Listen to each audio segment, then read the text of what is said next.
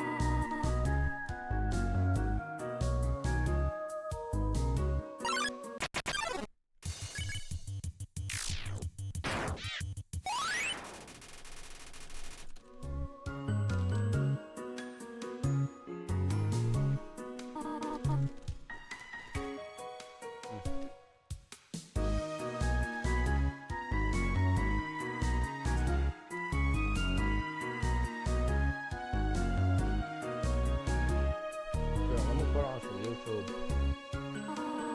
Could do. By disrespectful, I mean to all the Metro Nashville Police Department employees and this agency, unquote. Don was probably just mad he didn't get a handful. While most focused on Sean's firing around this time, there were some online curious to know what Jordan, the OnlyFans chick, thought about this situation and how the infamous video came to be in the first place. These questions would be answered when Outkick, a sports-oriented news outlet, decided to interview the woman over direct messages. When asked about how this came to be, she said, "I met the officer a while back in person for a few moments, and one day he saw me on Reddit and reached out about potentially filming a full video at some point in the future. Obviously, we've all wondered if flashing cops would get you out of tickets, right? Every guy/girl has joked about it, so I thought it'd be funny/playful." The OnlyFans content creator elaborated that the clip was only filmed as a promotional stunt in an effort to boost her popularity, with it only ever being posted to her Twitter and Reddit accounts. She made it clear that there wasn't a longer cut of it as many assumed, because, there was like a fuckload of people looking for this video. Missed opportunity, I guess. Jordan continued more, saying that she hadn't expected for anyone to piece together where Sean worked and felt bad about what had happened. The well-endowed model also said that in light of Sean's firing, she had given the Gooner cop a month's worth of salary as a show of good faith, adding that she thought he would do well in the adult film industry. I'm sure that's the last thing bro wanted to hear at the time. And things only got worse for Sean Herman, as the Nashville Police Department made a statement giving an update on the matter at a later date, confirming that the gooning incident would in fact be a criminal matter. In the statement, Nashville PD confirmed that Herman had not just been in uniform at the time of the video's filming, but was actually on duty during the groping. Because of this, he was arrested on felony charges of misconduct, with his bond being set at $3,000. Later in August, News Channel 5 Nashville once again reported on the absurd case and gave final details surrounding the resolution of this whole ordeal. In their article, they revealed Herman had posted bail and managed to avoid serious jail time, though his police certification was suspended. Because of his participation in this brain-dead gooner stunt, Sean Herman's police career is most likely over, if not extremely damaged. When participating in an OF Models promotional video as an on-duty policeman gets you fired, it's a great example of how gooning can ruin your life. Something else that could just as easily ruin your life is having your identity stolen. As you're watching this video right now, your full name, email, phone number, home address, and date of birth are likely Goonicide.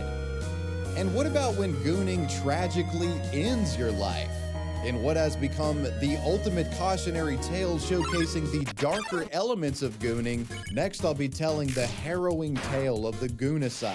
When a man is caught on camera gooning in public, the online backlash becomes too much to bear. The story of the Goonicide all begins on January 8, 2025 in the drive-thru of a Bikini Beans location in Tempe, Arizona. For those unfamiliar with the establishment, Bikini Beans is a chain of coffee shops with a gimmick similar to Hooters or Twin Peaks. Think mostly young female staff dressing up in revealing outfits, cleavage showing, cheeks peeking out, you know. They serve coffee wearing bikinis. Can we get one of these in Nashville? Now, as you might expect, with an establishment like this, it's a hot spot for gooners, and some of them try to take advantage of the fact that half-naked women are in abundance and are being paid to serve you. Creeps have been a problem in this industry for years, with many notable cases of Hooters waitresses getting groped and sexually assaulted by handsy clients. But the case here with Bikini Beans is different, as it involves a man actually pulling up to the drive-thru in the middle of what appears to be a full-blown gooning and edging session. Hi, how are you? Good. Have you been here before? Sir, you need to leave. Unacceptable. Unacceptable. Call 911.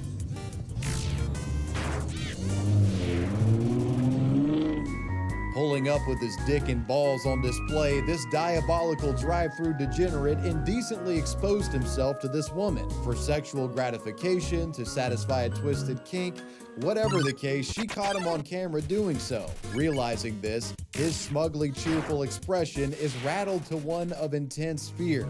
Being caught red-handed, he sped off, regret hitting him like a sobering rush of post-nut clarity. And sadly, this wouldn't be the end of the humiliation for the Bikini Beans gooner. The video filmed by the employee was soon posted online and went viral due to its shocking and baffling premise. Tweets discussing it garnered tens of thousands of likes, and for about a week, this video seemed like all anybody was trying to talk about online. In many ways, the incident brought the word gooning itself to the mainstream, and the man in the video became a symbol for the gooner lifestyle, if it were. You know, just fully embracing one's hedonistic desires and letting those primal urges take over no matter the consequence. It was a humorous little viral moment, but questions remain. Who actually was this now infamous pantsless individual, and what happened to him? Well, the answer to that question was more tragic than anybody could have expected.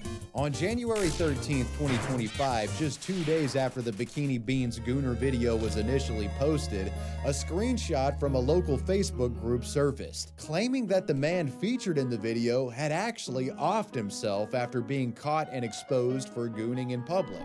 And this was no baseless meme or rumor, it was actually true, and police had become involved. As it turns out, the man was a 27-year-old named Nautica Malone, and he surprisingly had a wife and family. A TMZ report gives greater detail on the timeline of events. The report claims on January 8th, Malone had pulled up pantsless to the drive-thru at Bikini Beans. An employee suspicious of the nudity told a manager. Staff alleged that Malone had even begun masturbating inside of his vehicle. So it seems like they kind of knew something was up beforehand, which explains the filming. As far as I'm aware, the first instance of the video itself being posted to the web was on January 10th. And according to reports, on January 11th, Nautica Malone drove to the city of Avondale, Arizona, and took his own life by gunshot to the head. Malone would later be found dead in his vehicle, which was parked in the lot of the Tullison Crossroads Shopping Plaza. Police body cam footage shows deputies investigating the aftermath. Sir, please switch me over there.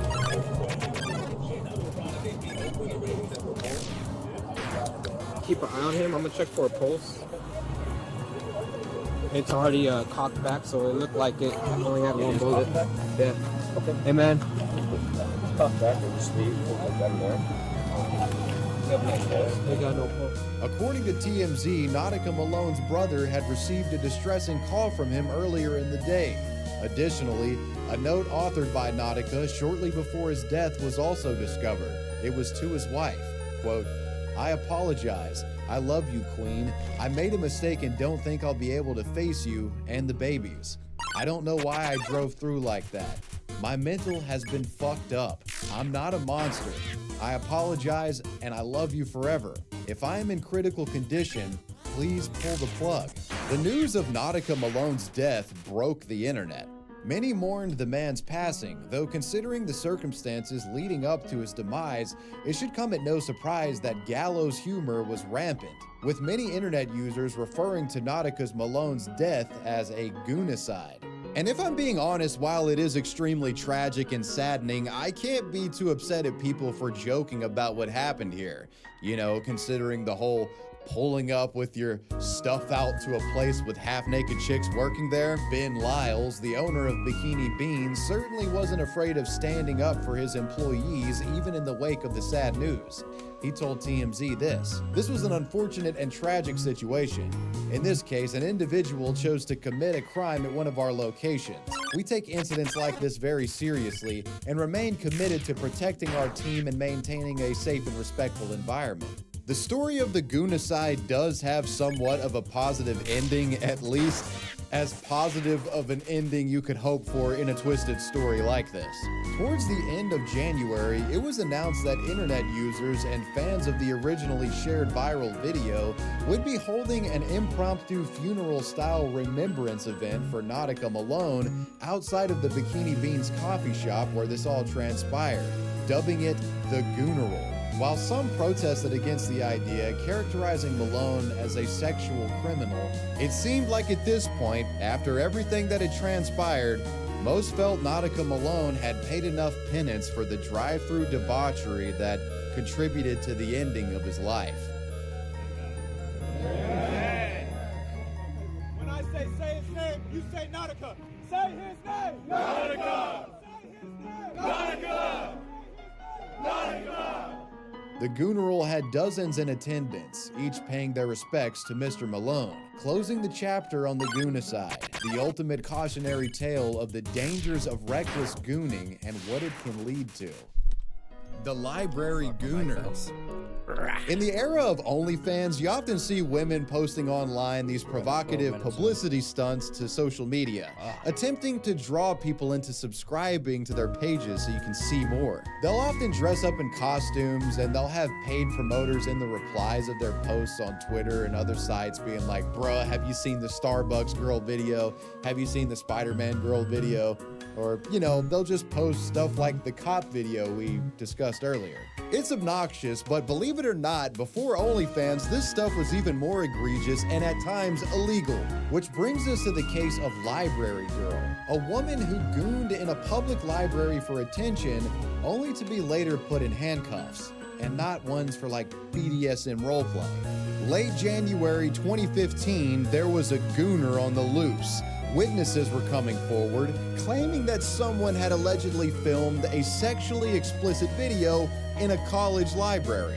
News outlet The Oregonian reported that the offending video was recorded at Oregon State University. All of this transpiring during the fall semester. The public scrambled to identify the perpetrator. Upon the discovery of this rogue gooner at large, police got involved. While they likely expected the culprit to have been some homeless crackhead that was using public library Wi-Fi to jerk off, they were surprised to find it was actually a young female student named Kendra Jane Sunderland. According to Oregon State University, she was a 19-year-old Salem, Washington native who had been studying human development and family science at their school. Kendra was also an aspiring adult film star. She recorded herself in an isolated area of the library, covertly gooning for approximately 30 minutes, and was apparently live streaming her performance to a small audience on an internet campsite. The video features the woman slowly undressing herself while sitting at a library desk, showing her chest and at one point taking off her pants, exposing and touching her cucaracha. Throughout the recording, she constantly looks over her shoulder to see if anyone was coming, but it turns out only she was. The scandalous study session turned sex act concludes with Kendra getting up and walking away from the scene of the goon, as if nothing ever happened. But her live-streamed video left a snail trail of guilt that couldn't be wiped clean. As you and I both know, the internet is forever. The library stream was recorded, shared, and quickly went viral, with the university obviously getting outraged that their prestigious reputation was now affiliated with a potential sex criminal. Kendra would be vigorously probed by police officers after they watched her video. Their investigation led to her eventually being detained. As a result of her library rubdown, Kendra Sunderland was arrested and was facing over $6,000 in fines and jail time for public indecency. Local news outlet KOIN actually went to the now infamous deviant's home to discuss what had happened with her, but were met with a note on the door stating that she was refusing to talk. Unable to enter the Gooner's lair, they then went to interview Steve Clark, an OSU official who strongly condemned Kendra's behavior. This was public indecency.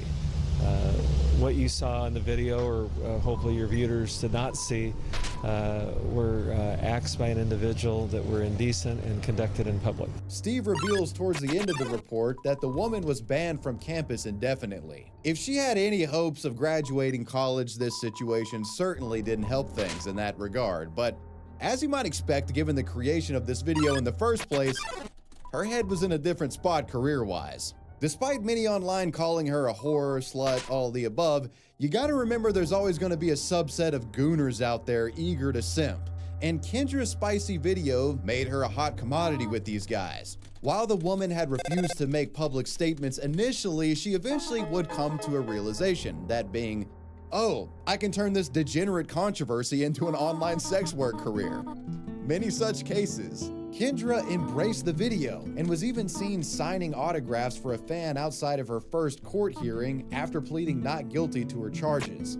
When questioned, she fully defended her actions. I think it's normal for a college campus. It's, you know, college kids, they go crazy, they party, they do fun things and experiment. I think it's, you know, it's not really big news. I think it's more shocking to other people not on campus than it is for the people on campus. Those following the library Gooner Girl case would get more reflection from Kendra when she did a full 22-minute long interview with ABC News affiliate KEZI9. She claimed she had no intention of the video going viral when doing the stream, which I honestly believe because outside of Mia Khalifa's hijab thing, this was sort of a first of its kind moment. I think she kind of just stumbled into this. How have you been since, for the last couple of months? How have you been feeling? It changes every day, but at first I was just upset and sad and stuff like that, and now it's more excited for my future and everything that I have coming to me, so it's just a giant mix of emotions that goes up and down all the time, but that's just girls for you. Was this something that you knew you always wanted to do? This is something that's always been in the back of my mind that I would dream about, but I pushed it away because I was always told, you know, you're supposed to go to college, get a degree, and get a good job with your degree, but I thought I didn't want to go that route. I always wanted to be a model. I always wanted to model for Playboy and Penthouse and stuff like that, and I just never actually thought it would happen because I knew that there's a lot of girls that try so hard to get into it, and it's very hard for them to, you know, find the door and to get them into it. So what would be the life-ruining punishment issued by the courts as a consequence for the library girl video? In September, Kendra pled guilty to a misdemeanor charge and had to pay a $1,000 fine. Yeah. Kendra's gooning didn't ruin her life at all. Rather, it made it better in just about every way imaginable.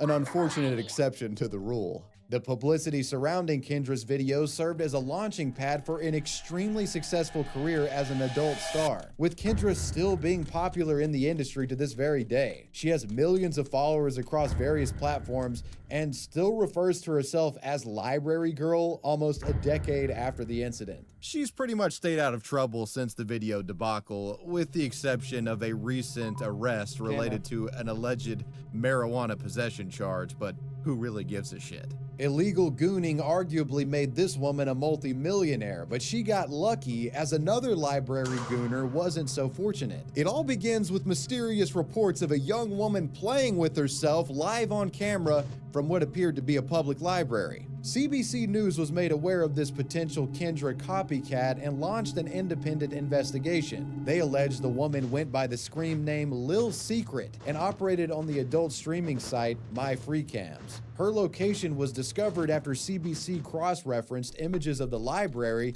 with the footage captured during her live streams. Windsor Public Library was that location. There's actually a moment in one of these recordings where a child can be seen stumbling upon this woman, which is extremely disturbing to say the least. She allegedly hit other libraries in the area and even reportedly gooned inside of a Tim Hortons. While her identity was a secret at first, the CBC unmasked her, exposing her as 21-year-old Alexandria Mora. The woman turned herself into police soon after being exposed by the media. While she initially planned to plead not guilty, it seems she eventually gave up her defense and took accountability for her gooning behavior. In June, news outlet Windsor Star revealed that the woman had been given 12 months of probation and had to pay a $250 fine. This was on top of the fact that she now had to register as a sex offender. When questioned, her lawyer Patrick Ducarme said she dealt with it, she admitted it, she identified herself to police. She suffered a lot of public embarrassment because it truly did go viral.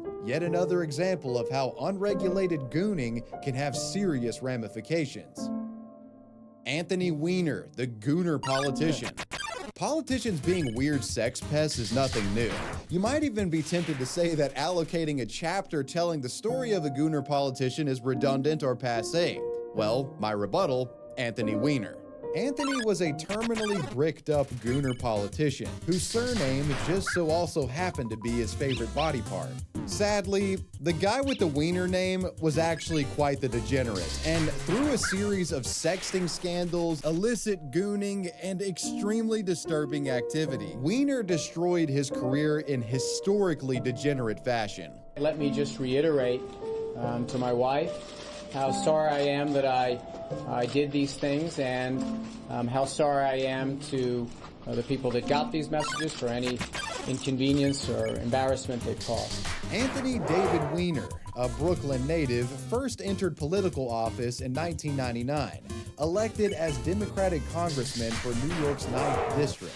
Mr. Weiner erected legislation to support New York's working class and penetrated party lines to pass bills that helped who he described as America's underdogs. As a young politician, he was groomed by Chuck Schumer and went on to spend a great deal of his tenure working to improve public housing, cleaning up New York, and stopping crime. As a matter of fact, Anthony had a team of at-risk teenagers commissioned to remove graffiti around the city that he proudly referred to as Wiener's Cleaners. While all of this is admirable, I think what's even more impressive is that Anthony made it this far in life, essentially with the last name Penis. I'd imagine the childhood bullying incurred from having a phallic last name like this would doom a lesser individual.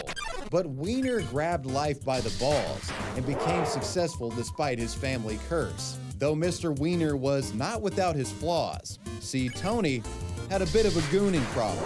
On May 27, 2011, as President Obama was in the White House signing an extension to the Patriot Act, Anthony Weiner uploaded a truly bizarre photo to his Twitter. It was a crotch shot of a seemingly bricked up white guy in some boxer briefs, and the post was reportedly directed to the account of a 21-year-old Washington University student named Jeanette Cordova.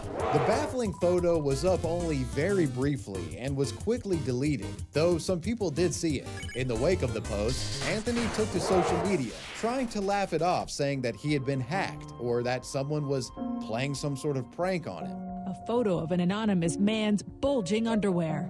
The lewd picture, immediately deleted from Weiner's account, was sent to this 21-year-old Seattle college student, but also available to the public to view on Twitter. Outside his New York home Monday, Weiner, an outspoken liberal Democrat, insisted to CNN it was the work of a hacker. I was hacked. It happens to people. You move on. This is a prank, not a terribly creative one, and it's a distraction. Look, you know, you've got the Republicans who are playing games with the debt limit. You've got a Supreme Court justice who is refusing to recuse himself despite conflicts of interest. You have a health care act that is under siege. You know, this is a distraction. But we all know what happened. Anthony got sloppy in the middle of a gooning session and accidentally shared an image of his cock and balls that he meant to send to one of his kittens privately. While this photo wasn't all too crazy, it was only the tip of the iceberg. Journalists began digging into Anthony's activity, not buying his prank excuse. And what they would find was truly unhinged. Anthony, a married man, was gooning and sexting chats with multiple young college-age mistresses, sharing scandalous photo after photo after photo, some of which are way too spicy for YouTube. In the wake of these leaked photos, many of which included his face in them, Anthony finally came clean, admitting he had been engaging in sexting chats with what has been described as half a dozen women. In addition, over the past few years, I have engaged in several inappropriate conversations conducted over Twitter, Facebook, email, and occasionally on the phone with women I have met online. I have exchanged messages and photos of an explicit nature with about 6 women over the last 3 years. For the most part, these communications took place before my marriage, though some have said they took place after. To be clear, I have never met any of these women or had physical relationships at any time. I haven't told the truth, and I've done things I deeply regret. With the smoking gun out there and mounting pressure from Democratic colleagues, Mr. Weiner would resign from his position in Congress in what had become one of the most humiliating political scandals of the 21st century. I'm here today to again apologize for the personal mistakes I have made and the embarrassment I have caused. I make this apology to my neighbors and my constituents, but I make it particularly to my wife, Huma. I had hoped to be able to continue the work that the citizens of my district elected me to do.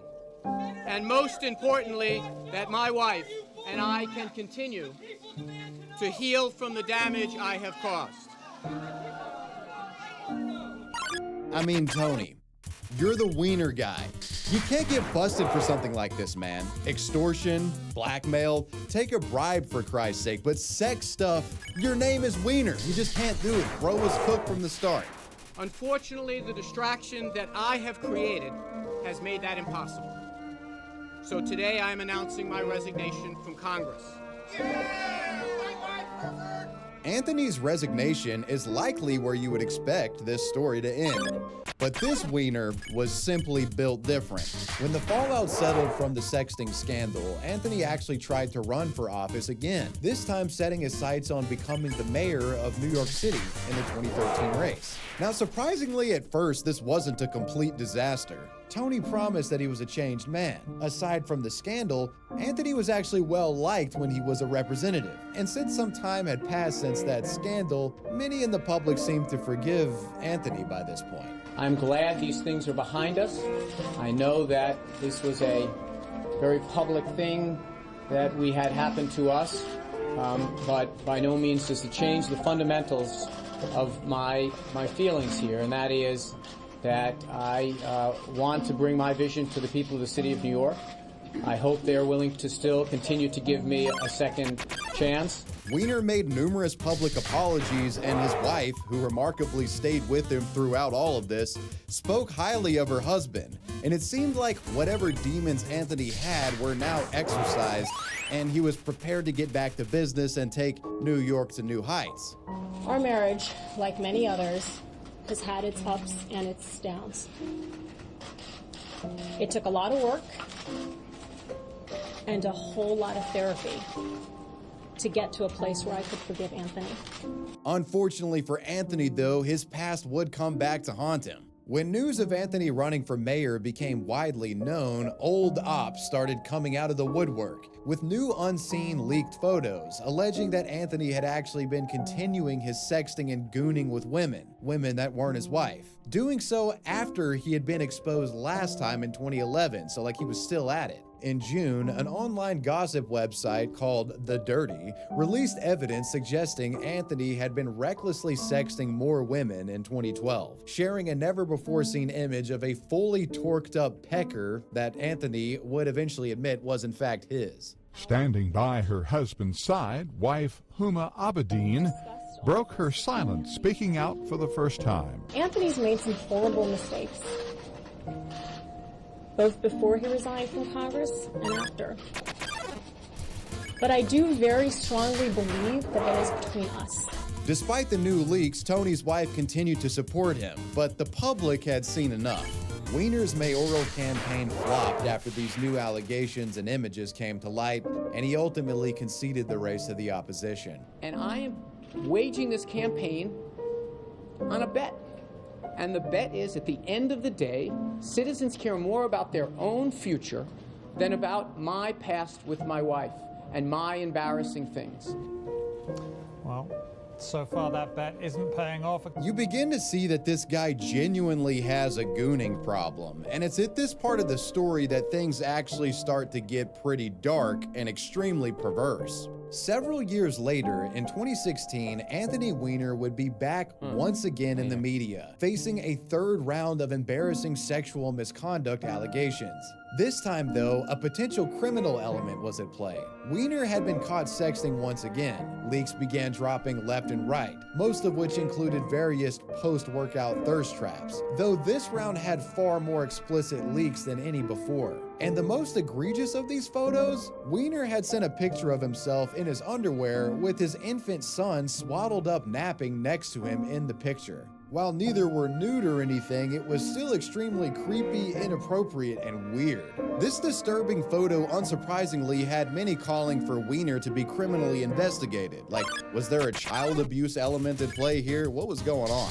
The discovery of this image and continued sexting with other women proved too much for Anthony's ever-loyal wife to bear this time around, and she filed for divorce shortly after the allegations came up.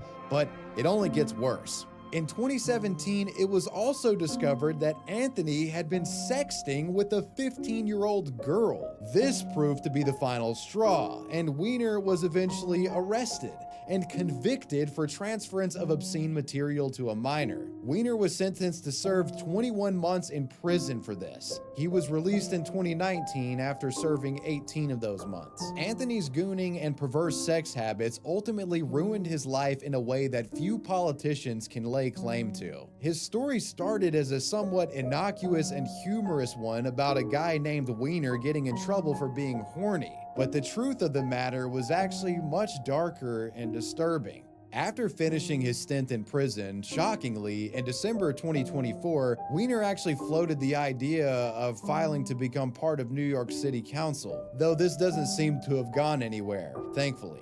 Anthony Weiner is a prime example of how sex addiction and gooning can ruin your life. It's like a pixel here. The Gooner Judge. Now this just might be the most absurd case from today in terms of being brazen. This is the story of the Gooner Judge, an individual who worked in one of society's most esteemed positions, only to be caught using toys and jerking off during court cases. In September of 2005, allegations hit the local Oklahoma media, claiming that Honorable Judge Donald Thompson of Sapulpa, Oklahoma, had covertly been masturbating while sitting at his courtroom bench for over 20 years. Well, he had been a judge for 20 years, but he was at least doing this for like 4 or 5 years. In 2004, the judge retired, and that's when old courtroom employees and colleagues felt safe enough to spill the beans on Sapulpa's best-kept secret. Apparently, the judge had been utilizing a penis pump in the courtroom for years, beginning this advanced level gooning sometime around 2001. At first, nobody noticed. However, as time went on, the guy became less cautious and started pushing his luck further and further, and more would become aware of the disturbing activity. In 2003, a police officer reportedly noticed the pump device peeking out from the stand and took a picture of it when Thompson wasn't around. A former court reporter of his named Lisa Foster alleged that she had discovered a second backup pump used by the judge. Judge Donald Thompson was a persistent pumper, so unashamed of his activity, it's alleged that the lascivious lawman secretly used one of the toys on himself during the adjudication of a fucking murder case that involved a child. As mentioned before, the man retired in 2004, likely thinking he'd get to pump away in peace for the rest of his days. But when witnesses of his conduct, notably court reporter Lisa Foster, came forward, the state charged him with some serious crimes. Judge Thompson found himself facing felony charges and serious jail time for indecent exposure. On top of the crimes, an additional allegation was levied at the judge. A witness named Angela McClanahan admitted under oath that she had a sexual affair with the man despite his status as a married individual. She was brought in after the prosecution discovered photos of an unknown penis on Thompson's work computer, which they alleged she had taken. So not only was he a gooner, but an adulterous one at that. At one point in the trial, prosecutors actually suggested that Lisa Foster should look at the dick pic found on the work computer to confirm if it was the, quote, one that she saw in the courtroom, unquote. And in response to this suggestion, Judge Thompson's defense attorney said this: if she saw a penis, it was his. There doesn't need to be a penis identity or penis lineup, unquote. I'm unsure if they actually ever made Lisa Foster play Match the Glizzy in court or not.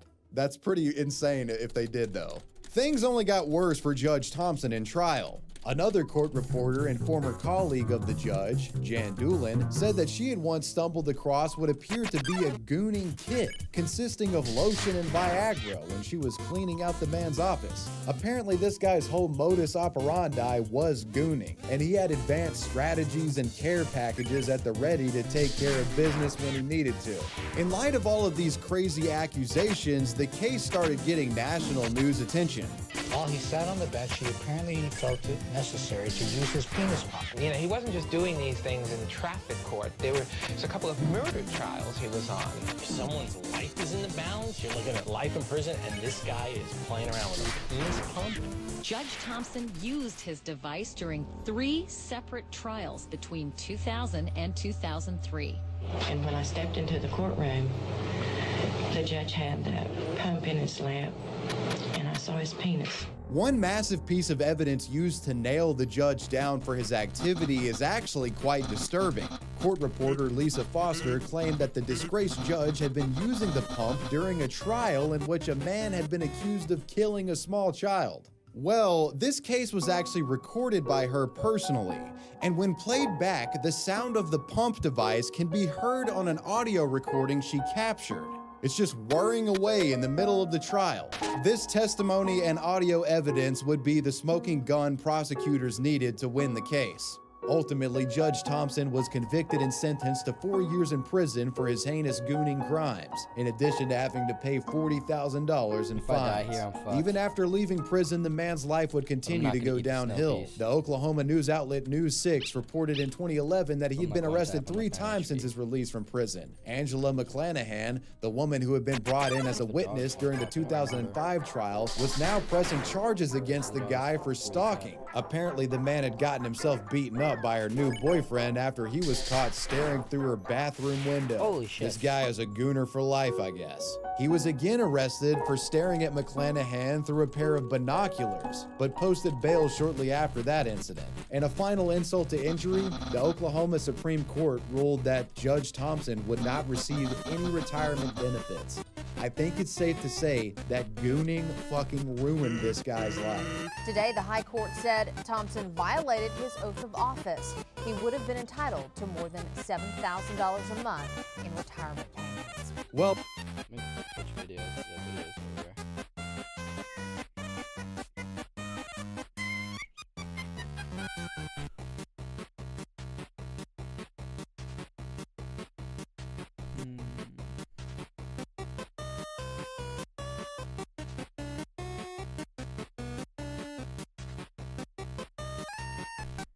check out the second channel.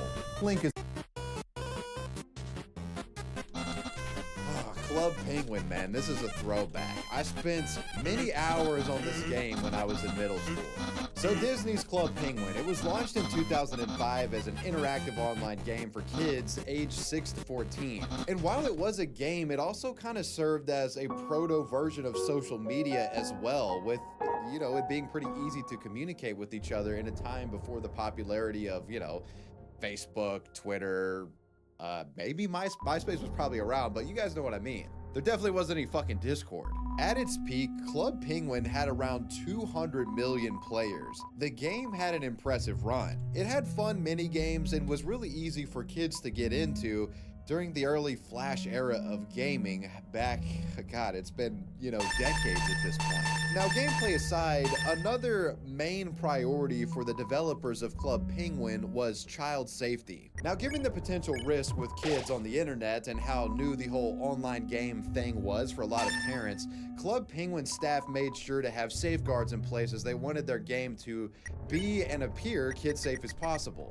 As a result, the game was heavily moderated. Some of the measures that they took were using chat filters that stopped swearing or suggestive themes from being discussed, and the use of human in-game moderators that oversaw almost every player interaction, making sure that there wasn't anything inappropriate or personal being shared amongst child players. Thanks to these measures, Club Penguin was truly one of the safest online games that a child could play. And during the over-decade run of Club Penguin, there never were any controversial crime, cases stemming from grooming that came from Club Penguin.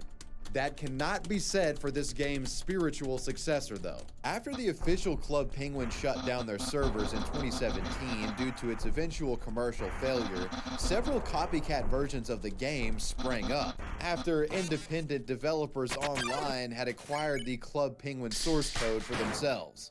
These bootleg servers would prove to be quite popular, and many children who played the original Club Penguin would migrate over to the unofficial options. A server called Club Penguin Online was the main copycat and was surging in popularity around the time of the COVID-19 pandemic, with almost 7 million users being registered. While Club Penguin Online resembled the original on a surface level, the vibe of the game itself was much different. Without the manpower and financial backing that Disney gave to the original Club Penguin, the bootleg servers had little to no moderation to speak of, leaving children vulnerable. Pedophiles began filing into the game world to mingle with kids. And even worse, some behind the unofficial Club Penguin Online server would be called into question themselves regarding inappropriate conduct with kiddies. It wouldn't take long before parents and vigilant online users began to notice the inherent danger posed by the unregulated Club Penguin Online. It was a bizarre situation as the game was being praised by much of the internet as a grassroots revival of a beloved dead game. So it was being spread by word of mouth and, trending topic article promotion. There were some people out there that didn't even realize the Disney Club Penguin was shut down and they thought Club Penguin Online was the OG game. Thinking that this fucked up bootleg version is the official sanctioned Disney version. While it may have began as a harmless nostalgia project initially, Club Penguin Online quickly turned into a groomer's paradise. But thankfully this situation wouldn't remain completely unchecked. Several YouTubers aware of the unfolding situation, notably Kavos, exposed not only what was happening, but also reported that one of the Club Penguin Online creators was allegedly soliciting nudes from minors and would source a former employee named Dom to back up his claims. But what if the owner of Club Penguin Online himself was a predator and used it to solicit nudes from minors? That would be extremely alarming and cause for huge concern. This brings me to Joey Hughes, or Dom, as he calls himself in this video, a former Club Penguin Online employee who made a series of videos showing the owner of Club Penguin Online allegedly garnered nudes of underage girls. Club Penguin Online is ran by someone known as Riley, Anthony, Sienna. That's all the nicknames that he's gone by. So yes, Riley does have nudes. He does ask underage girls for nudes in exchange for admin or moderator or whatever he wants to do. Yes, the developers of Club Penguin Online were grooming kids, or at least one of them was. The Club Penguin Online admin in question went by two aliases online, Anthony, but more commonly Riley, and he would be accused of not only soliciting nudes from minors, but also hacking, doxing, and swatting his enemies. The employee also accused Riley of hacking his Snapchat to get his nudes for blackmail, as well as keeping his docs so that employees would continue to defend him out of fear due to threats of swatting. The only reason why I stayed silent was because Riley had my personal information. He had my address, he had my phone number, he had photos of me, explicit photos of me. I never sent Riley nudes. I just want everyone to know that. I never sent him nudes. My nudes got leaked. So he had information on friends, and I spoke out against text him if he told anyone what was going on, that he would swat me and he would tell me. It would also come to light that another YouTuber in 2018 named Tomago2474 reported that their Snapchat was hacked by someone in the Club Penguin community after he had made videos on the drama surrounding the website and the Discord servers associated with the game. He says, "Hey bro, I think your Snapchat account might have been hacked. Yeah, that's weird. I didn't send anything. What did it say?" He's like, "Well, yeah, so the message said, F all you gentlemen, dick pic."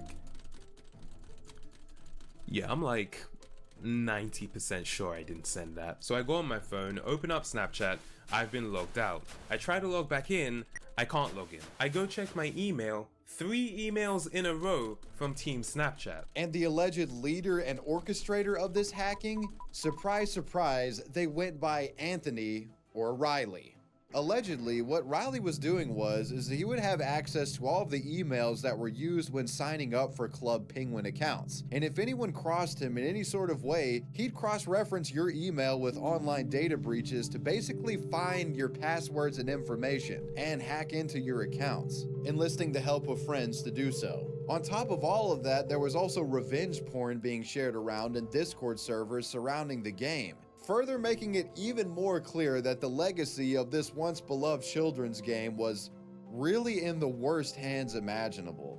Now, you'd think with a reputation like this, someone like Riley would have been exposed years ago. Well, he actually was. In fact, his history was reported multiple times on websites like Reddit, but allegations against him never seemed to stick, and Riley simply brushed accusations against him off as fake. And when there was photo proof, it was fabricated screenshots by jealous haters, he said. The series that was made by Dom was a 4-part expose on everything to do with Riley and his abhorrent actions. The documentary was showcased and highlighted by YouTubers like Kavos and Mudahar, who would go on to put further spotlights on the story themselves. In Mudahar's video, he would even uncover that there were online records of arbitration between Disney and the bootleg Club Penguin owner over the domain name of Club Penguin Online, where it was concluded that this individual acted in bad faith.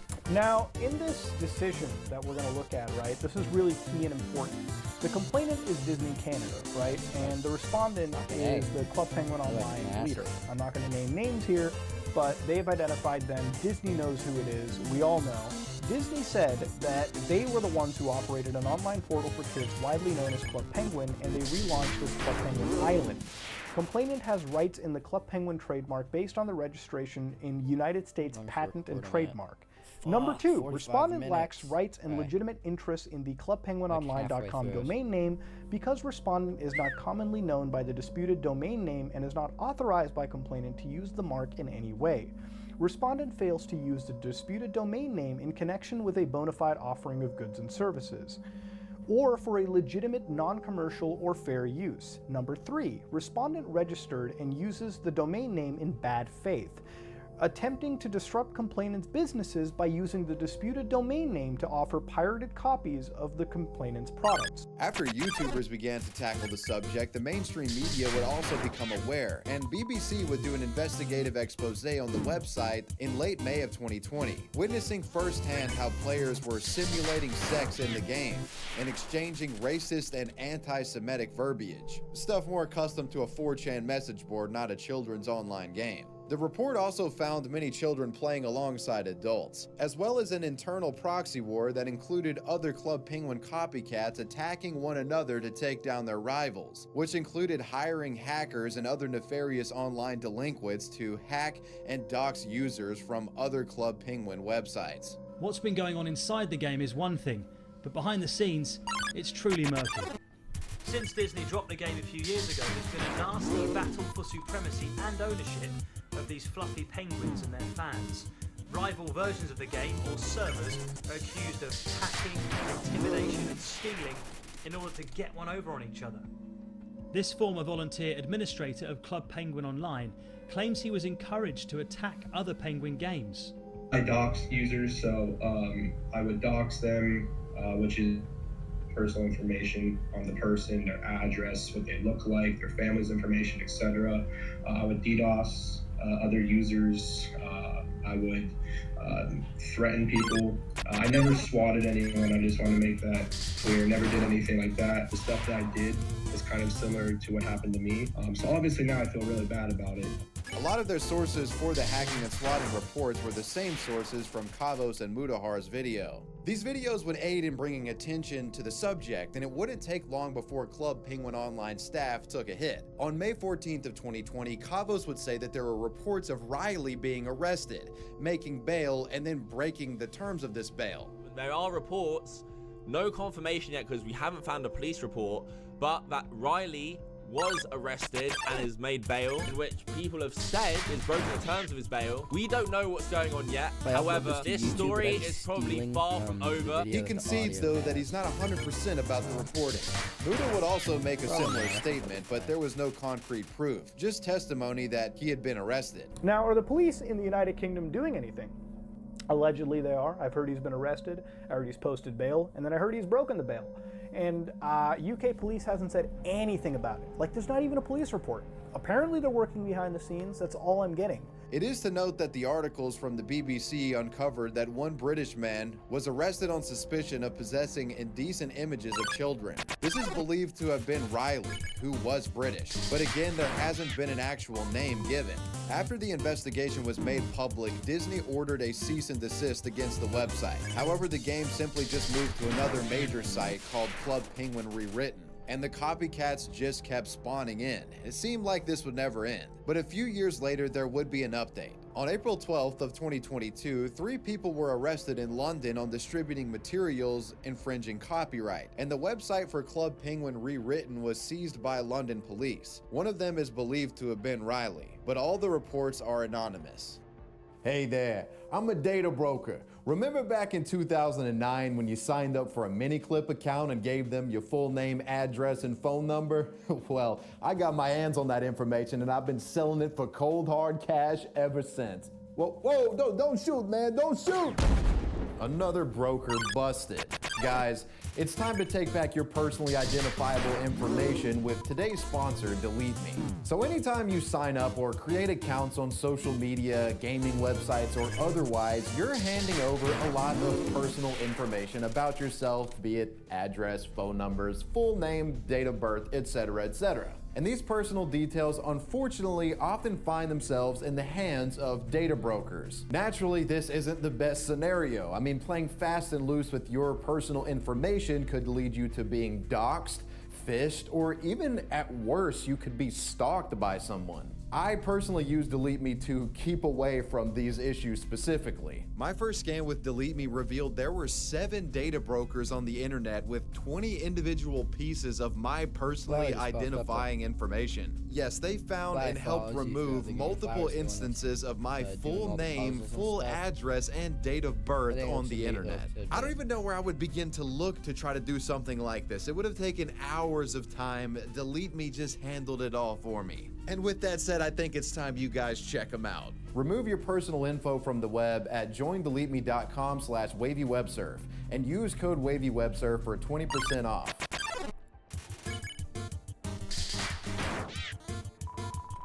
In 2015, 21-year-old Brandon Fisher of Galloway, New York was one of the wealthiest players in RuneScape, where he went by the name Molternex. But while he may have had things together within the game, his real-life situation was apparently not so stable. This is the RuneScape player turned domestic assaulter. RuneScape is a massive MMORPG that has been running since 2001. RuneScape isn't a kid's game! Alright, look, I know some of you guys are gonna kill me for calling RuneScape a kid's game, but damn it, back in the mid-2000s, during the peak of RuneScape and other Flash gaming and Java games, you know, RuneScape was played mostly by fucking kids, okay? Hell, I was one of them, alright? Motherfuckers had this shit running in the library computer setup in middle school, so don't come at me with it, it wasn't a kid's game. Multiple generations have become addicted to RuneScape throughout the years, grinding skills, fighting monsters, PKing, completing quests, and stacking gold. Brandon, aka Molternex, enjoyed the latter of these activities the most. Molternex may be one of RuneScape's most interesting players due to him being one of the game's richest and also a real-world convicted criminal. He started playing the game in 2001, which made him 7 years old at the time. going originally by the username KJ Slim Shady. Moltrenex has claimed that he made most of his in-game wealth thanks to his cousin, who had collected a large stockpile of party hats in the early days of RuneScape. For those of you unaware, in the early years of RuneScape, Jagex, the game's developer, had in-game holiday events that would drop tradable rewards. In Christmas of 2001, Christmas crackers were distributed in-game, and when opened, awarded a player with a party hat. These party hats have no useful stats and are entirely cosmetic, but were only available for a short time during that Christmas event back in 2001, and were discontinued after that, but players could still trade them amongst each other. So a lot of people in the early years of RuneScape felt that the party hats were useless and like a waste of bank space, so they dropped or destroyed them. And as players quit over time, even more party hats would leave the game. So all of this had a deflationary effect on the volume of party hats that existed, which caused them to go up in value and become coveted as less and less of them circulated around the game. And eventually, these functionally useless holiday items would become the most valuable items in RuneScape, costing exponentially more than all of the game's best and rarest items and weapons used for combat. Now, the rarest party hats are estimated to be worth close to $4,000 in cash in the real world. Anyways, moving forward with party hats explained. This cousin is said to have given Brandon a large amount of party hats in the early days of RuneScape. Brandon quit RuneScape sometime after this, but would return years later to find that the price of party hats had skyrocketed in value. Later, Brandon would develop a reputation as being one of the wealthiest players in RuneScape, and would showcase his RuneScape wealth by posting it to social media. His total net worth of GP was stated to have been around 9 trillion gold. And for any of you watching who struggled to save up 200k for a set of full rune back in 2006, you know just how fucking crazy that amount of gold is. Now, it seemed Brandon had everything together. Although diagnosed with Asperger's at the age of 15, he seemed to have a strong foothold within the RuneScape community and was considered one of the most prosperous players in the game. What could go wrong? Well, a lot, and it all involved troubles in his real life. On the night of February 15th, 2015, some sort of confrontation would spark between him and his father, Gregory Fisher. The alleged story goes that Brandon had hacked into his father's own cell phone to find that Gregory was having multiple affairs while on Tinder, and everything had reached a boiling point while Greg berated his son. There then seemed to be a point where the father made a snarky comment referencing how he and his wife should have never procreated, and this may have been what sent Brandon over the edge. This would lead to Brandon grabbing an aluminum baseball bat, where he then followed his father into his bedroom and attacked him. Their mother, Audrey Fisher, heard her husband's whimpering. She then followed the noises, running towards the bedroom, where she met her son in the dark hallway outside the room. Brandon, in a state of psychosis, went after his own mother, attacking her with the bat. Audrey begged her son to stop hurting her, and finally he would yield, dropping the bat and leaving his parents' house in Galloway, New York, fleeing by way of his parents' car that he had stolen. Audrey, who suffered a broken arm, dragged herself to the neighbor's house and called 911. Her husband Gregory had been hurt so badly that he lost his left eye and sustained numerous head injuries. While on the run, Brandon would write a post on his RuneScape Facebook page stating, quote, "Goodbye, my RuneScape friends. Real life just threw a curveball. Don't know if I'll ever be online again. Don't bother asking what happened." And on his personal Facebook page, Brandon would also state, quote, "Sometimes good people do bad things. Sometimes people are pushed past their breaking point. Just remember this, there's always two sides, and things aren't what they seem. I'm sorry, I guess people were right about me. Thank you to all my amazing friends for everything that you've done for me. I wouldn't have made it this far through all the shit without y'all." 40 minutes later, there would be another update from Brandon where he wrote, "K, at a spot with free Wi-Fi.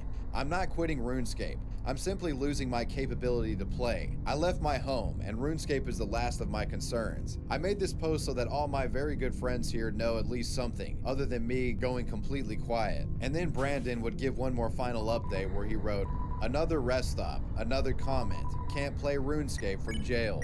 But it would be these Facebook posts that would be his undoing, as authorities were able to cross-reference the posts and find exactly where he was, locating him in Buffalo near the Canadian border. He was found and arrested on February 17th of 2015.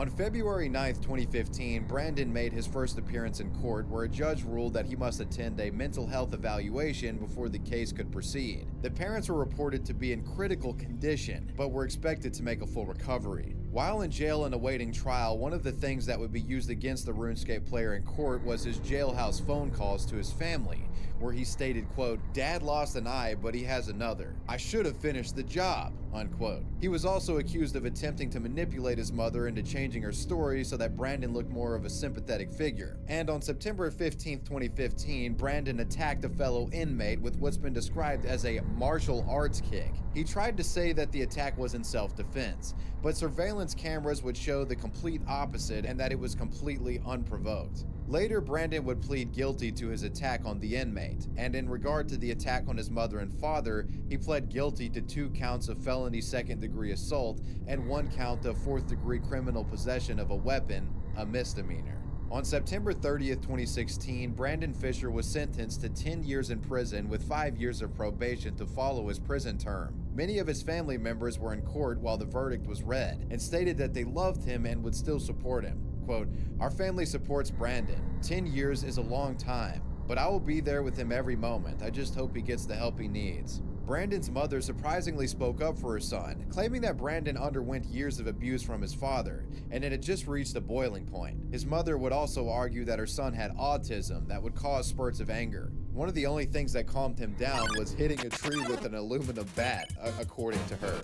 Brandon also addressed the court stating, quote, "I am far from perfect and I made a big mistake. I was traumatized by my crime, and my first 10 months in jail I was angry and confused, trying to justify what I did in my mind. I used my time in jail to grow from a boy to a man. I've come a long way." He also says, quote, "Dad, I'm so sorry for hurting you. Really tough. Mom, I love you. Stay really strong. like Someday I will be back and we can create more beautiful memories. We will heal as a family, I promise." After sentencing, Brandon addressed the media when asked about his parents. Quote, "I love them very much. I'll be home in 6 years." Adding that he wouldn't serve the full sentence because he would get good time. Roblox. Holy fucking shit, 1 second. He would get Holy good shit. time. Those who snow, bruh. Those who snow. Those who frickin' snow, yeah. Holy shit. Yeah, those who frickin' snow. Roblox. It's an online gaming platform developed for children and sadly has a history of being a nest for pedophiles who hide within the ranks of these child players and strike when you're least expecting it. Finally! One particular Holy incident shit. involved a Roblox community developer, 23-year-old Arnold Castillo of Paterson, New Jersey, who went by the online alias Jacob Shedletsky, which was a name derived from John Shedletsky, one of Roblox's founders. Arnold had been developing a Sonic simulator within Roblox starting in 2017, which had gained a bit of notoriety online, and he became one of Roblox's top player developers.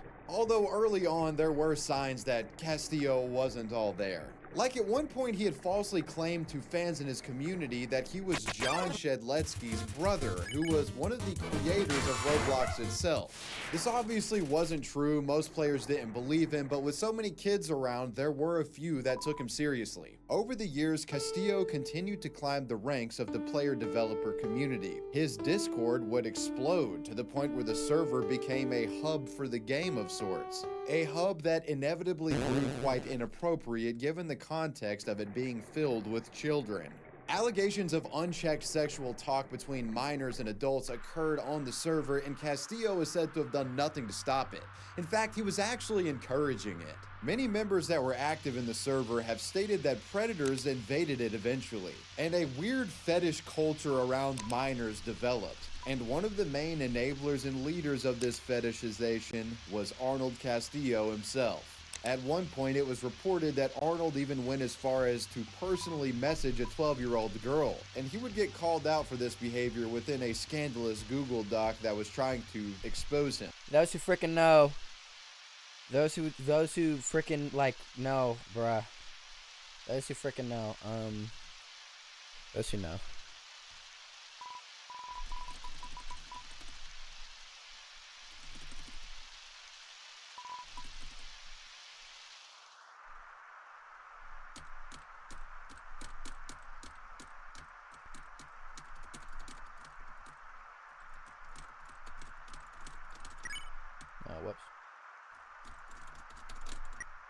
control is, okay, so enter is Z, shift is X, and control is C. I didn't know that.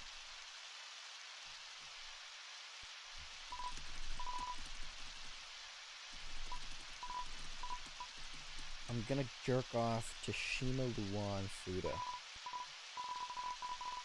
That's the one from, that's the Planet Dolan.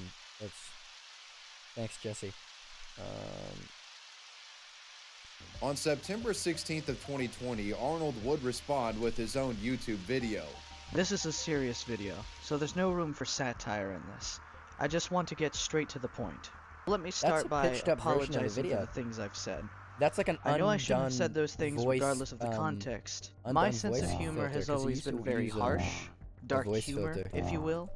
And while it doesn't excuse my behavior, it does reveal that I had no intention on moving on any of the things I said.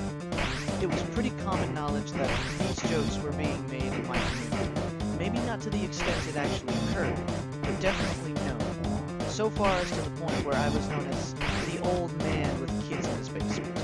In the video, Castillo would also attempt to defend himself by recruiting various individuals he allegedly worked with and had them speak on his behalf, with them giving testimonies in an attempt to dispel the pedo allegations and salvage the guy's public image. Hey there, my name is Charlie. After seeing this, I want to make my point clear. I've had these things happen to me in the past, as I've spoken to him in that way. I tried forcing explicit content out of him, guilt tripping him a lot of the time, and making him feel bad. However, he never took advantage of my young age at 12. I was 12 at the time. I am dead inside sorry. I've known Jaden for the past 4 or 5 years. Jaden's humor has never been the greatest. He has no doubt taken some jokes a bit too far, but never to the point of illegal action. He understands the clear dividing line between jokes and serious, harmful actions against others. Yes, the jokes he had made were very inappropriate and should have never been said to a minor, but the jokes were never more than just jokes and were completely taken out of context. Castillo even goes on to blame a 12-year-old and a server for the allegations he was facing, essentially trying to say the minor wasn't a good person and that they couldn't be trusted. You know, basically victim blaming. Complete degenerate talking points that no one should be fucking taking seriously. Red, what I said to you earlier about my apology was completely sincere, and I hope you can someday let go of this hatred. However, I will call you out on this because you cannot be claiming to be an angel. Red has no problem admitting that she craves attention. Her behavior before anything else really just kind of screams it. Oh my god, hold up. No way that's in the video. No fucking way that's in the video. Those who snow, literally. Those who freaking snow. What the fuck? Holy shit. Which, by the way, Red is a cunt. Those who snow. If I remember the right color, I think Red is the person I'm thinking of. Red is a cunt. Think about that. I think the second half of this video. Well, I assume the second half of this segment is going to cover the really bad stuff that Doc did. Because this is only the tip of the iceberg. But yeah, her Red behavior before anything else really just kind of screams it.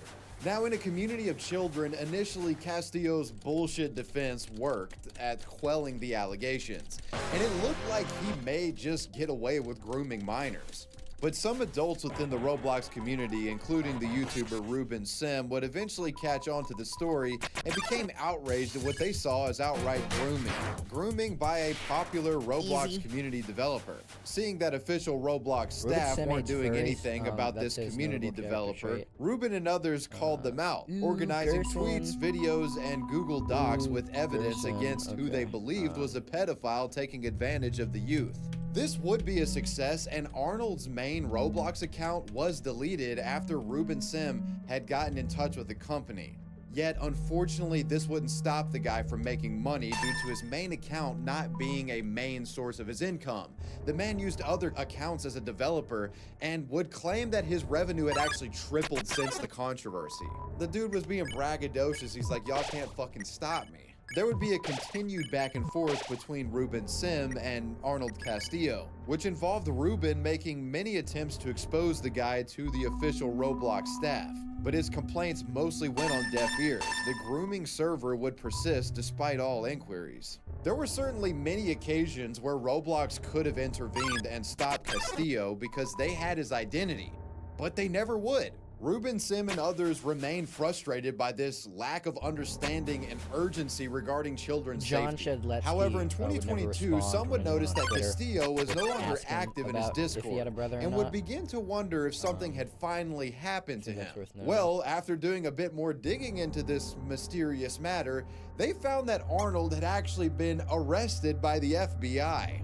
Turns out prior to this, Arnold Castillo had become infatuated with a 15-year-old girl in his Discord, using his alias Jacob Shedletsky. From January to May of 2022, Arnold is reported to have communicated and groomed the 15-year-old through social media and gaming applications, using Instagram, Roblox, and Discord. He began messaging her privately and sending her large sums of money, buying the girl's anime artwork using Cash App, along with purchasing items on Amazon, such as an artist glove for her drawing tablet, a Max Smart tablet drawing stand, and a Wacom Mobile Studio Pro 13 Windows 10 computer that was delivered to her parents' home in Indiana. He was a fucking sugar daddy groomer is what he was. You know, basically an attempt to spoil or sugar up this young minor to get her favor, leading her to believe that Arnold had clout and could connect her with potential employment opportunities in the online gaming and art sphere. He then reportedly used his leverage as a prominent Roblox community developer to coerce the minor into sexually explicit conversations while turning her against her family. You know, telling the girl that they were in love and that, you know, her mom and dad were just trying to ruin the relationship that they had. The girl's family members were starting to get worried as their daughter was receiving gifts on the internet, and Castillo used that to his advantage, twisting the narrative and making it seem like the family was trying to come in between their relationship. Ugh. Things would grow even darker when Arnold concocted a plan to transport the minor across multiple states to his residence in New Jersey by way of Uber. Arnold would use the app to hire a driver in New Jersey and then transported the girl 700 miles to his residence, paying the driver $500 through Cash App before they left in New Jersey and another $500 when they returned with the victim. I don't know if the driver noticed anything suspicious or maybe he just figured he was transporting a girl to her family. I don't know. Regardless, this depraved mission was a success, and the 15-year-old girl was picked up in Indiana and taken to Castillo's house in New Jersey. While within the confines of Arnold's home, the minor was sexually abused multiple times to the point where Arnold even hired an Uber to purchase Plan B for her in an attempt to prevent pregnancy. It's also reported that while she was with him, Arnold confined the girl to a small room where he kept his eye on her at all times, controlling her movements and where she went, along with access to food and basic necessities. While this was all going on, the young girl had been missing for days, and the parents of her were absolutely worried.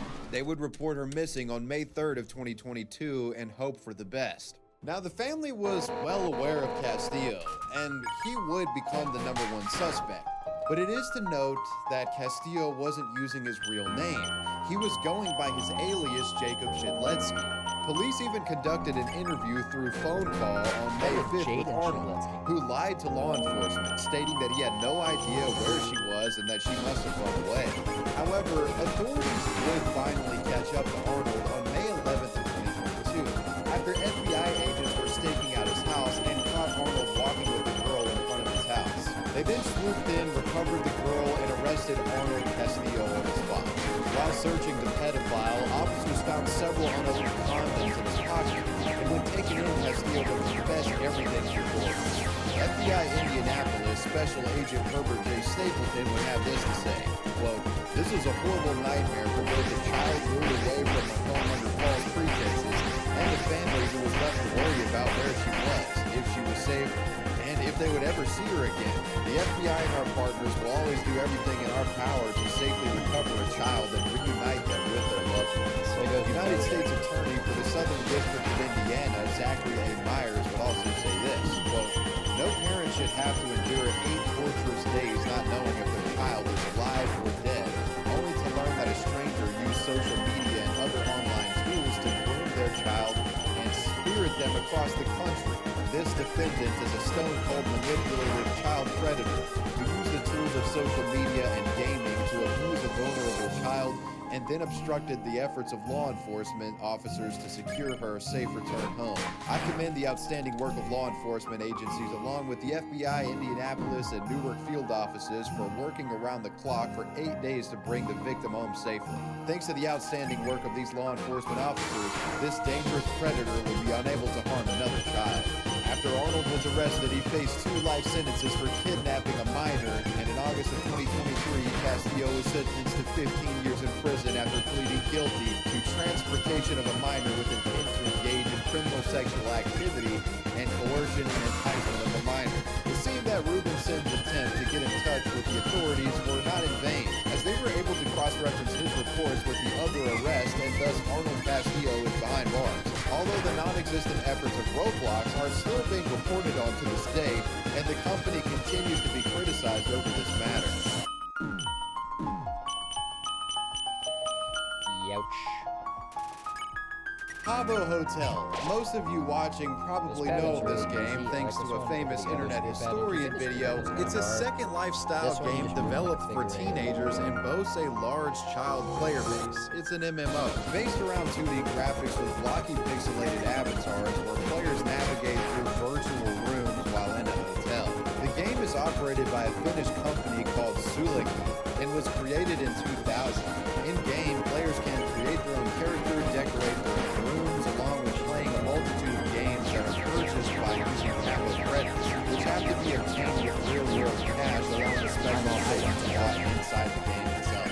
At the time of the story in 2007, 6 million people in over 30 countries were playing Habbo Hotel every month. Although the MMO is an incredible financial success, it has had some community controversy over the years.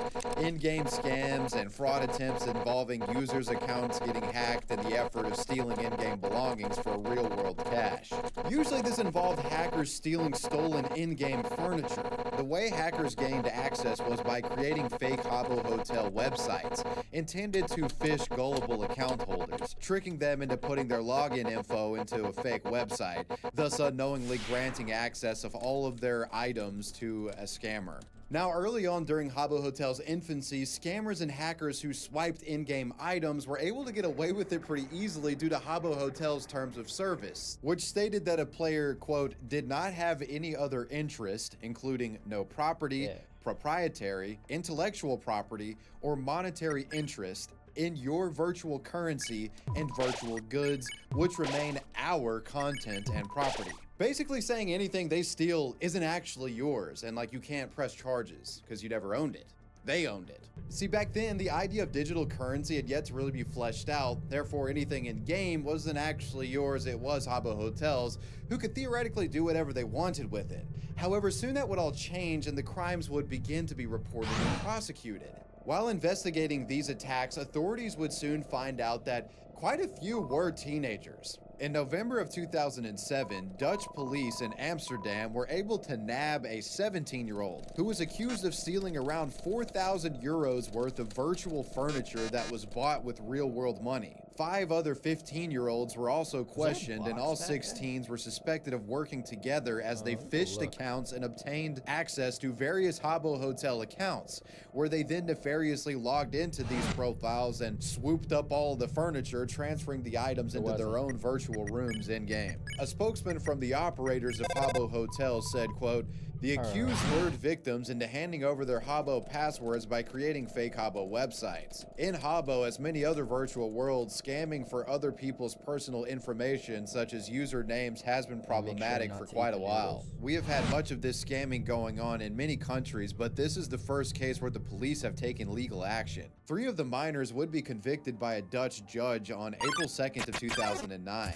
The theft of accounts through phishing would continue to become a massive problem for Habbo Hotel, well, as in 2010 there were numerous investigations in Finland for phishing attacks on the website. There was also another incident involving RuneScape, in which two boys in the Netherlands, a 14 and a 15-year-old, physically forced a 13-year-old boy to transfer them a magical amulet from RuneScape into their inventories, beating the kid up and threatening him with a knife. In 2012, the Dutch courts ruled that virtual items could be considered goods, which therefore meant that they could be stolen. As for the teenagers, not much is known given that they were minors at the time and their names were redacted. However, that said, as of now, the 17-year-old would be in his mid-30s, so you have to wonder what this guy is up to. Is he still scheming and hacking, or has he moved on to a normal life? I mean, I guess we'll never know. Maybe he works at an Ashley furniture store selling real furniture.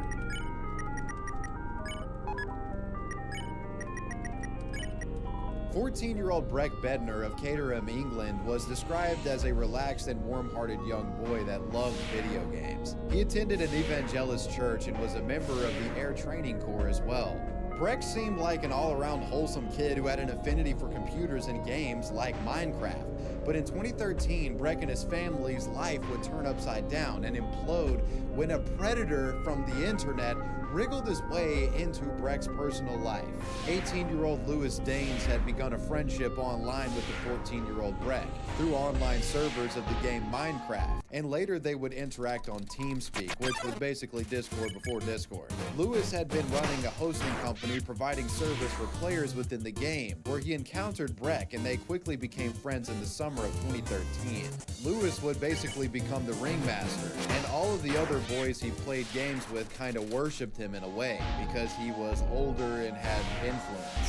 However, things would get weird fast, as it's believed that Lewis started manipulating the younger boy along with other children, claiming that he was a computer genius who worked for the United States government. He claimed that he later moved to Greenwich, England, where he gave £2 million that he had made through Bitcoin to Syria, due to his distaste for American politics, apparently. Just basically posturing for the young impressionable minors with lies so they thought he was cool. But soon his acts would grow more nefarious and malicious, influencing Breck into becoming anti-government and anti-religious, and this would lead to Breck turning against his family as well. Daines was changing all of his ideology, and Breck would use specific phrases all the time.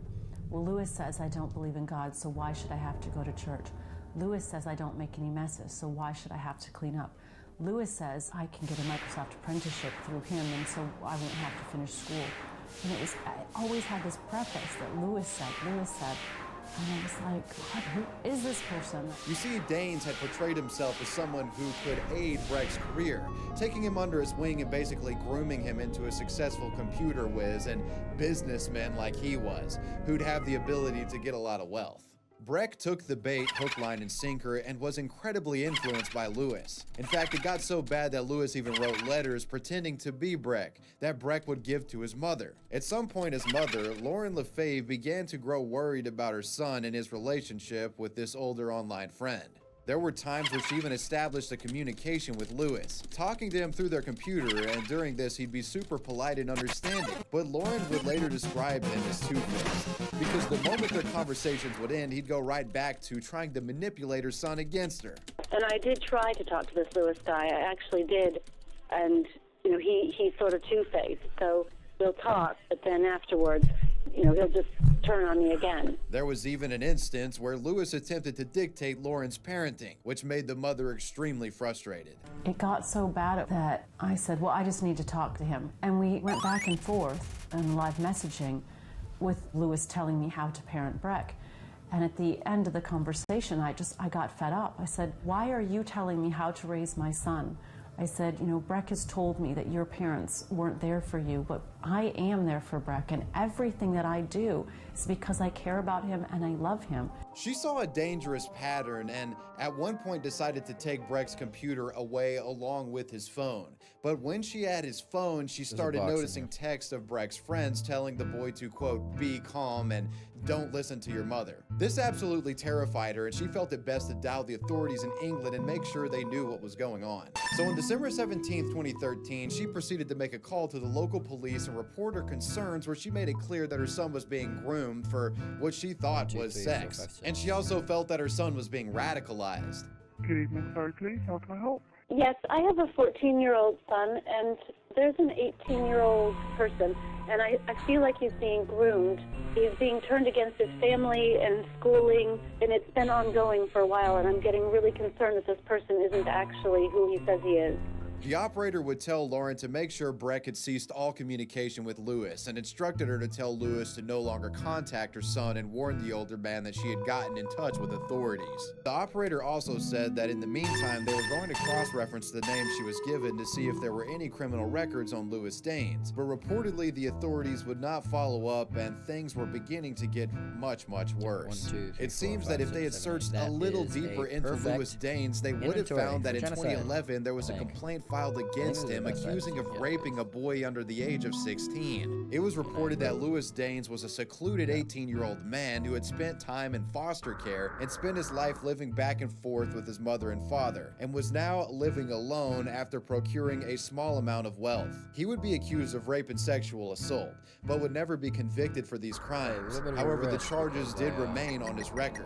Although Breck's mother did everything in her power to separate her son from this despicable manipulator, the relationship between Breck and Lewis would unfortunately not stop, as they would continue to play games with one another behind Lauren's back, and in fact the two even became closer over time. Closer to the point where they would meet in real life, due to Lewis creating this scenario where he was prepared to hand his multi-million-dollar company over to Breck so that he could run it. But for him to do so, they would have to meet in person, and that's where things took a sinister turn. On February 17th, 2014, Breck would head out to Grays, Essex by way of taxi paid for by Lewis, and the destination was the man's flat.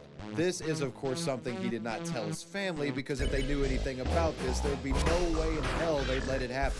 Breck had led his father to believe that he was hanging out with a local friend and was going to spend the night. And this was a story constructed by Lewis and given to Breck. He wanted him to repeat this story.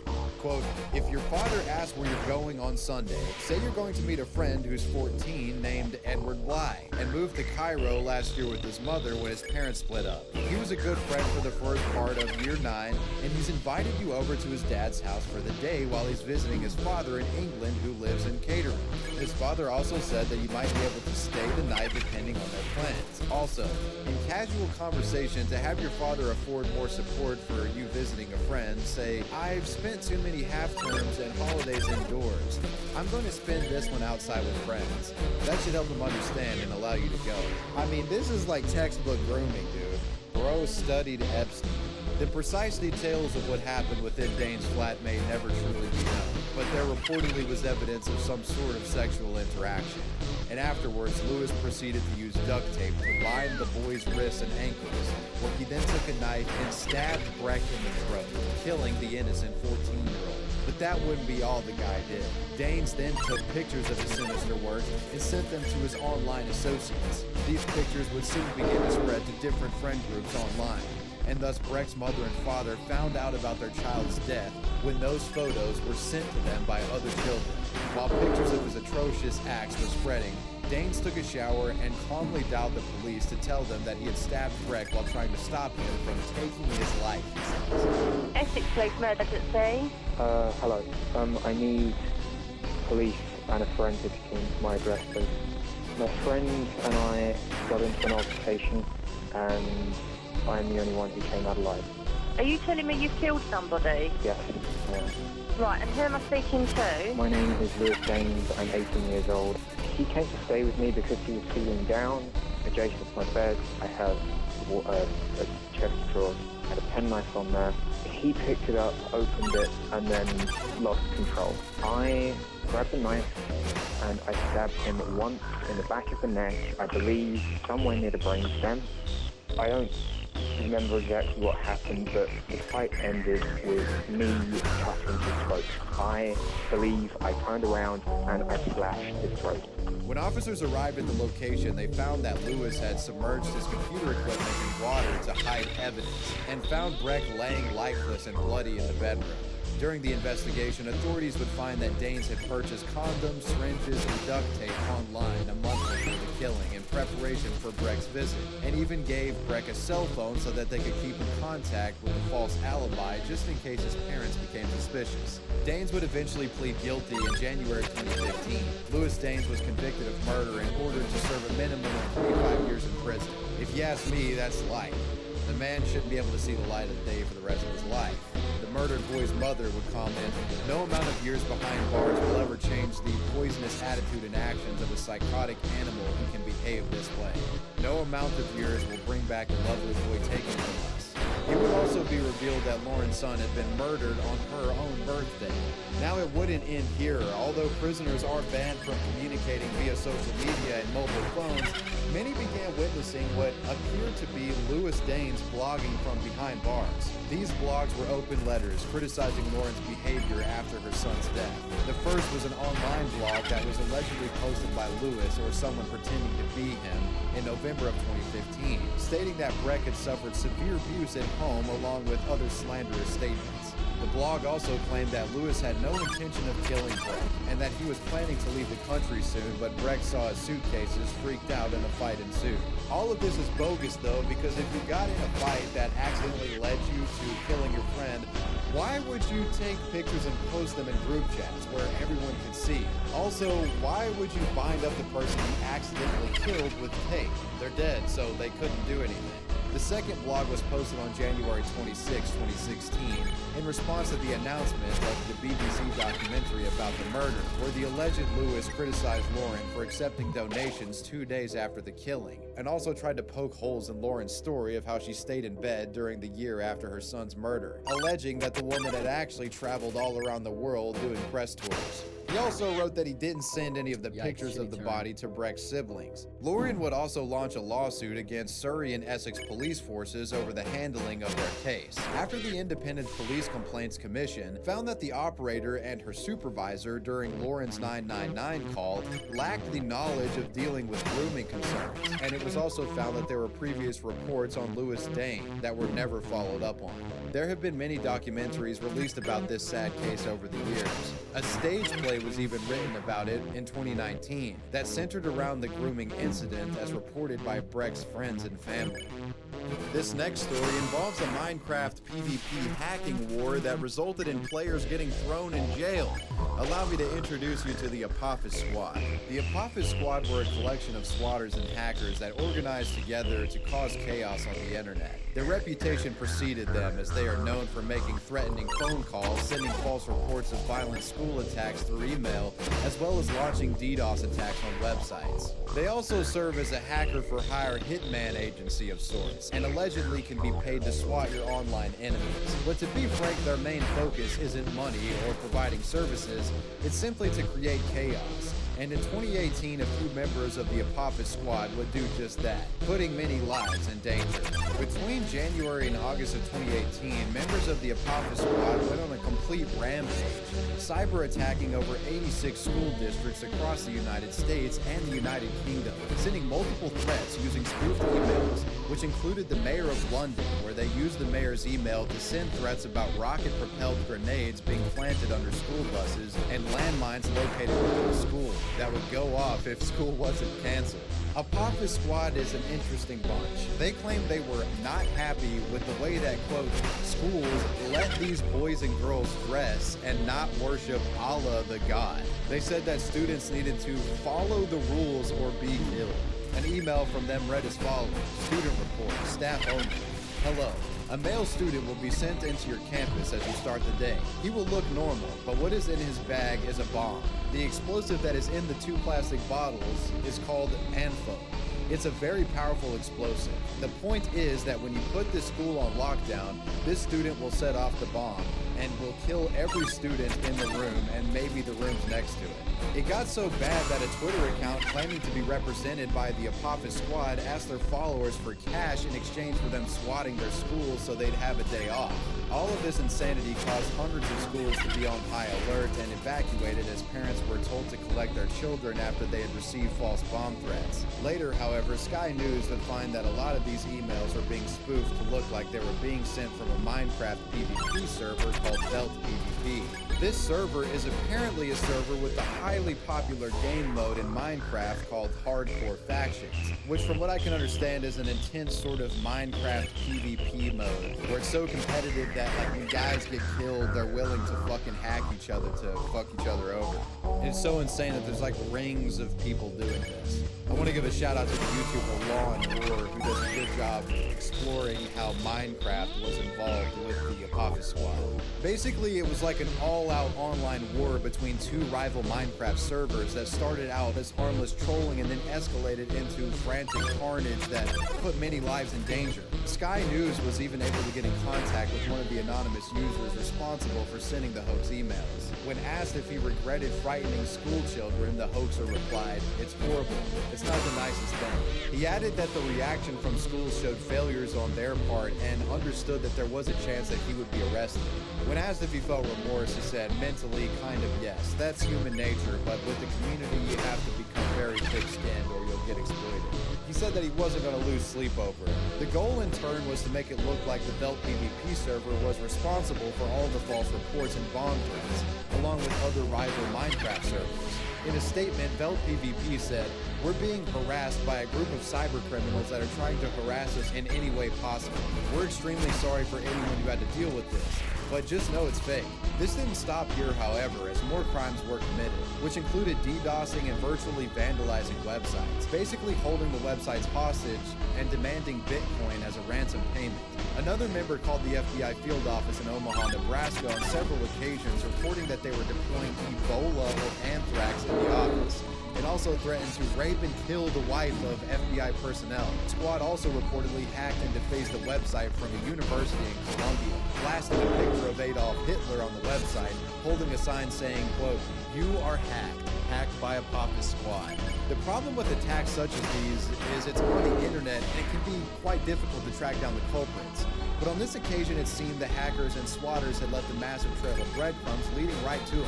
You see, one of their last DDoS attacks was against the email website Proton Mail. And Proton Mail doesn't fuck around. They tracked all of the information of these guys' digital footprints down and sent them to respected agencies, such as the feds. On the morning of February 12, 2019, Apophis Squad member, 20-year-old Timothy Dalton Vaughn of Winston-Salem, North Carolina, who went by the name Wanted by Feds and Hacker R Us, was arrested. There was also a second member in the indictment, George Duke Cohen, who is 19 years old from Hertfordshire, United Kingdom, going by the name Digital Crimes. He had already been serving a prison sentence in Britain due to him making a false report towards an airliner traveling from London to San Francisco.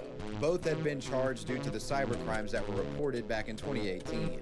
It seemed Vaughn had been caught bragging about his actions in a forum, stating that Apophis Squad had targeted over 2,000 schools in the United States and more than 400 in the United Kingdom. Duke Cohen was also alleged to be the one behind the Twitter account taking credit for the hoax emails on behalf of the Apophis Squad. On April 28th of 2018, he tweeted that he was, quote, "planning to hit as many schools as possible on Monday. We hope that anyone just wants to have a day off or get out of that math test you have will email us any schools. We are working hard on getting 100,000 emails." Crazy thing is that George Duke Cohen had already been caught red-handed in 2018, and in turn was arrested, kicked out of school, and ordered not to get on the internet after making bail. But then he did it again and was thus arrested and again made bail. But that didn't stop him. Third time's the charm, and that's when he made the hoax threat towards the airlines and was finally arrested, this time kept in prison. Both Vaughn and Cohen were charged with conspiracy and 8 additional felony offenses, including making threats to injure interstate commerce and to making interstate threats involving explosives. Vaughn is additionally charged with intentionally damaging a computer and interstate threat to damage a protected computer with intent to restore it. However, this would not be all for Vaughn, as while searching his computers, the authorities found that he was in possession of nearly 200 sexually explicit images and videos depicting children, including at least one depicting the image of a toddler.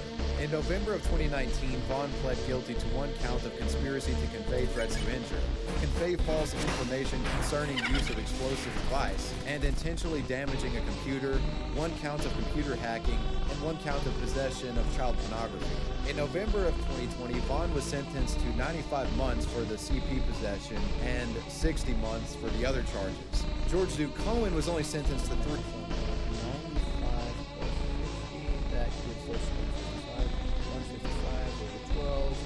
12 years. 3 years in a UK prison in 2018, but faced possible extradition requests that reportedly were never pursued. His mother did say in an article from June of 2019 that, quote, "I am proud of the fact that he came clean. Prison is doing him good as he has to grow up."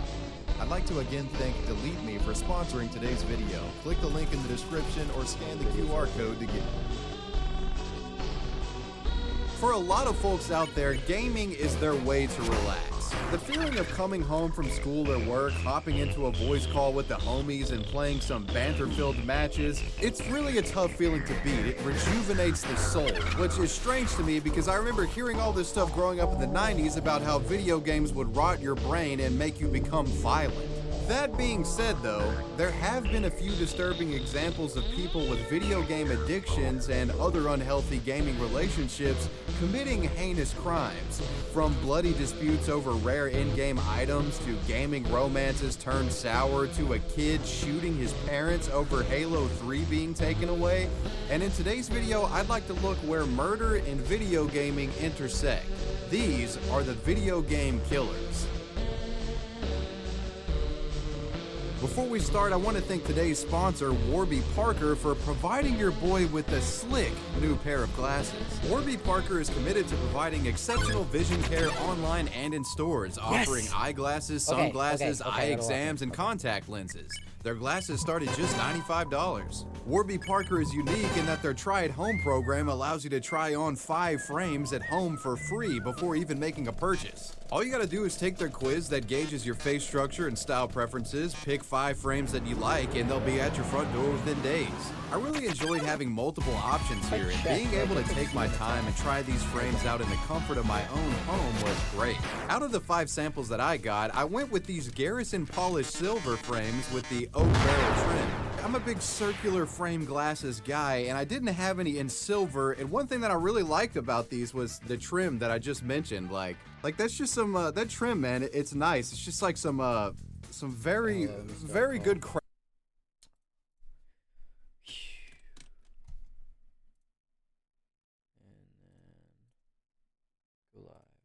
Oh. Okay, so I'm doing a no save, no death genocide run right now. If I die on Sands, I have to go all the way back to the start, and I quit the run. I am about to get stands. I'm like fucking terrified right now. Like I'm. By the way, the fat fucks at Papa John's ate my fucking pizza. Yeah, I know. Battle of the fucking eaters or something. Yeah. How's your day been, Marcus? I'm actually quaking in my boots right now. If I don't lock in, okay, so I've been recording on OBS like the whole fucking time too. So I'll have 2 hours worth of useless footage if I fuck this up. Let me see how long the recording's been. I've been recording for 1 hour and 41 minutes. So, holy shit.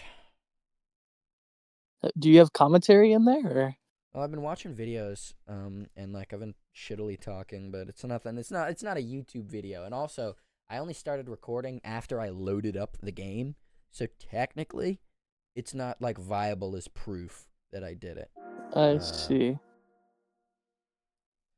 Regardless, I'm going to take out every item in the box now. I've got my full setup. Holy shit.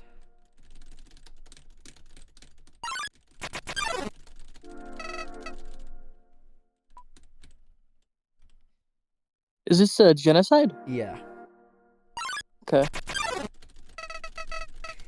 Now, last time I did genocide like 2 days ago, I died on Sands 2 times. That was a 2-death total run. The thing is, I saved there, so I was able to just go back and, kill Sands after the 2 things. I don't have that. So if I die here, I will literally have to restart the game. fuck. I'm Good terrified. fucking luck.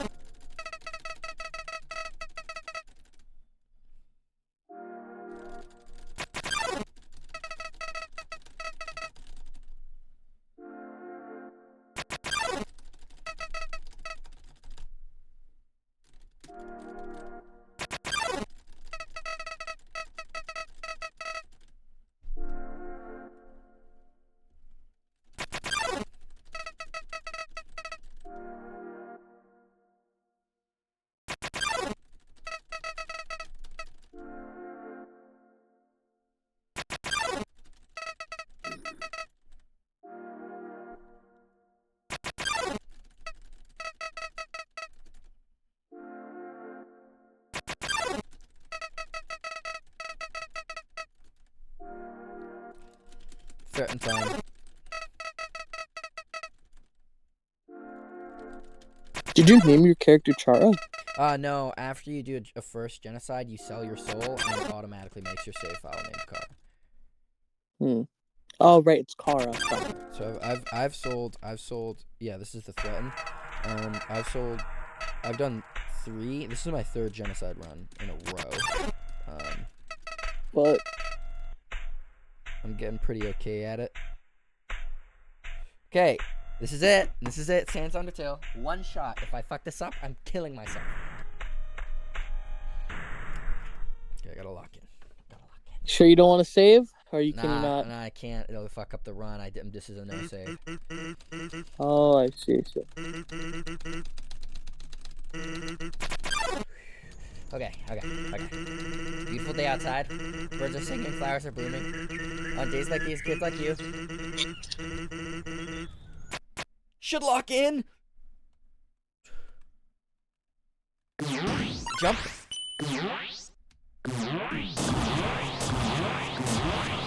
Not bad. We'll take it. Okay.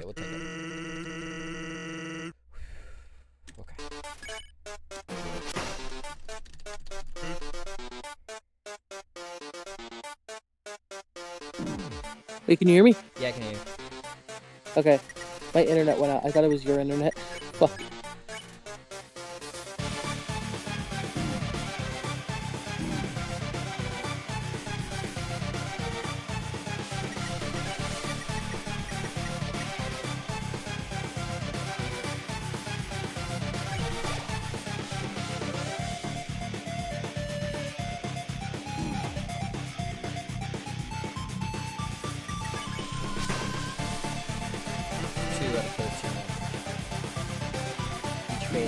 Bad. Each phase has like 2 out of the 13 attacks, and you have to fight to get to the next real attack. So that's 13 fight moves.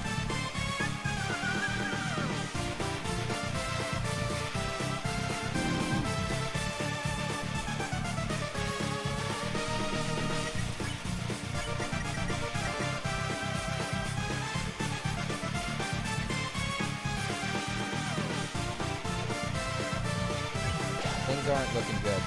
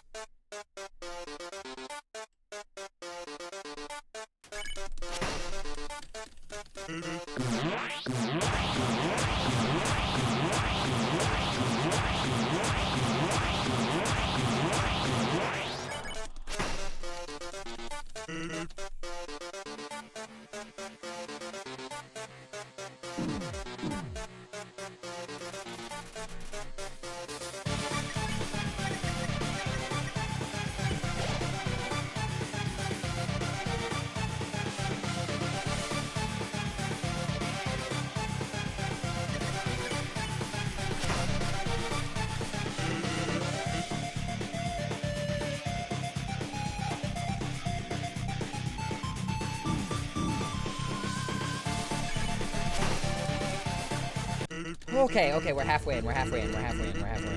Oh, fuck yeah. Okay. I'm gonna eat this. Wait for my karma to run out. Okay. Halfway in. I've got it on recording. Halfway in. All I gotta do is not fuck up.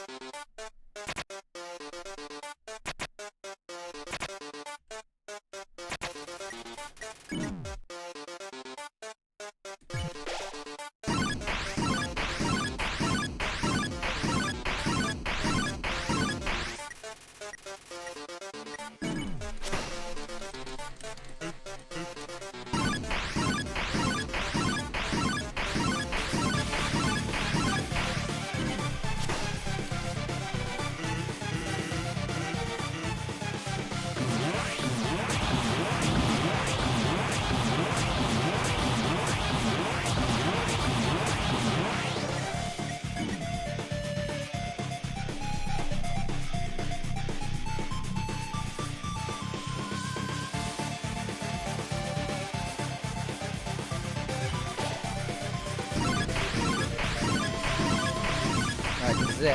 If I fuck up here now, I fucked up the run for the last attack. Yep. Fuck. Good luck.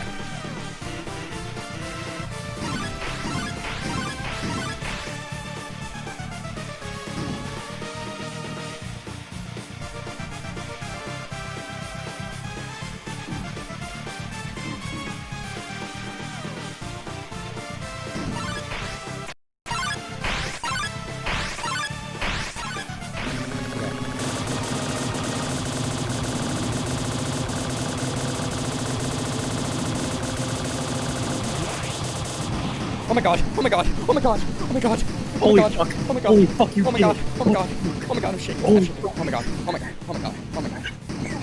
Holy fuck. I got it on no recording. way. I got it on recording. Oh my god, I got it on recording. Oh my god, holy I got it on fuck. recording. No fucking god. way. Oh my No god, fucking way.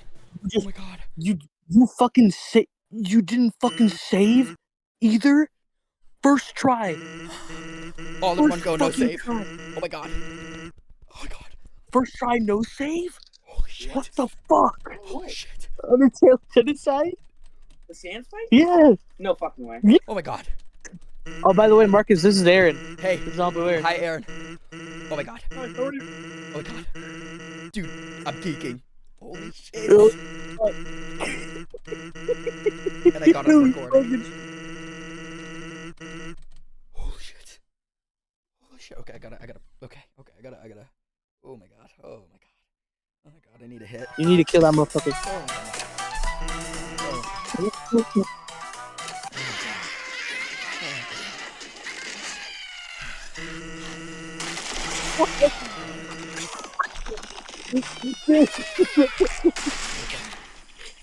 Oh shit. Oh shit. Oh god. Oh god. I gotta. Oh god. Oh god. Just did a celebratory fucking Angry Birds level 20. Holy shit. By the way, I got the Minecraft movie meal from McDonald's, and I got the Grimace toy. Did you try the nether sauce? What do you think of the nether sauce? It's alright. It's not the worst. Yeah, it's okay. It passes. Holy shit. Holy fucking shit, bro. Oh, it comes with a fucking holographic Grimace block card. That's awesome. No fucking way you actually did it. Everyone. First what the try. Fuck? No save, 0 death. Genocide.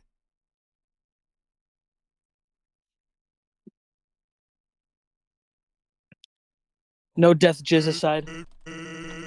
Oh shit, I gotta take a photo of this. I gotta get a photo.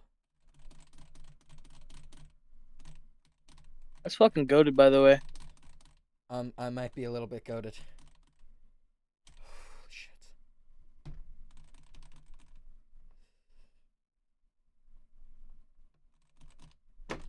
And I got it all in recording, fucking too. Okay, so sometimes during the recording, I would tab out and I would show OBS what I was watching. You know? Mm-hmm. I was watching, Wavy Web Surf videos. And one of them, Arnold Castillo name drop in it. Oh. I was watching one of those, like, Predators Online videos. And then there was Arnold Castillo.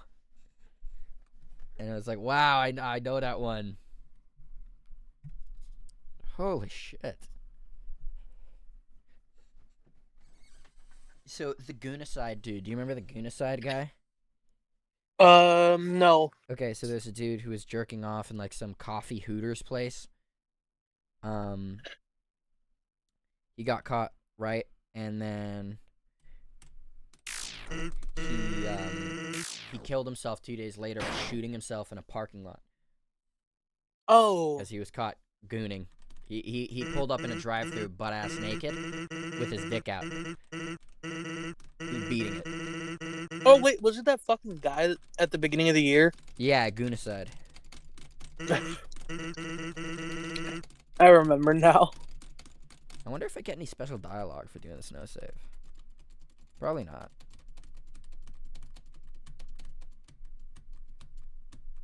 Okay.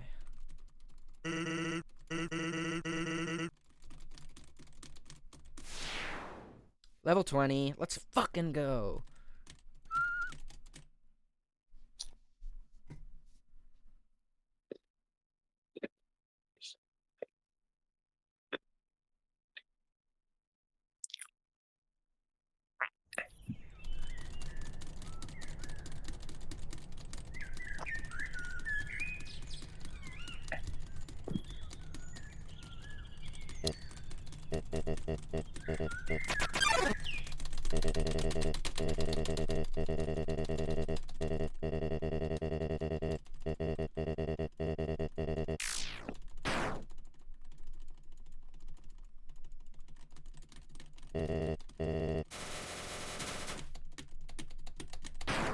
I have to upload this to YouTube like fucking ASAP, dude. Holy shit. Whoa.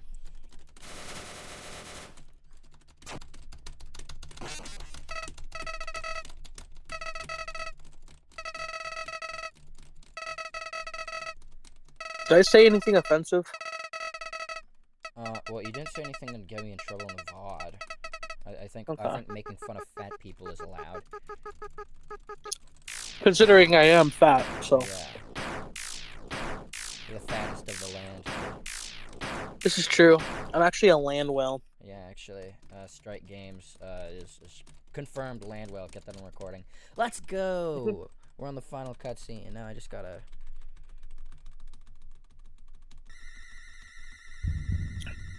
Now, are you gonna do the jump scare or? I don't know.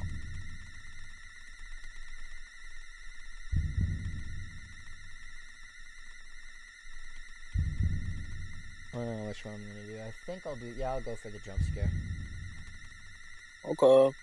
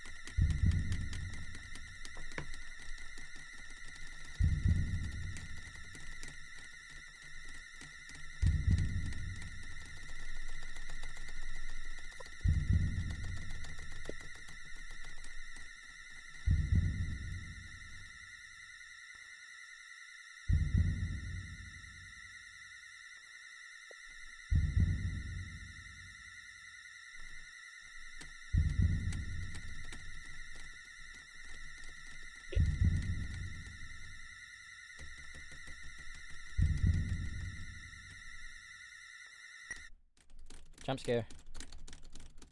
Here we go. Ah, it's so scary.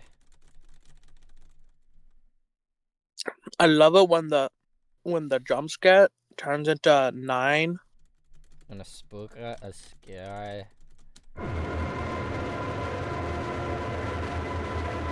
Whoa.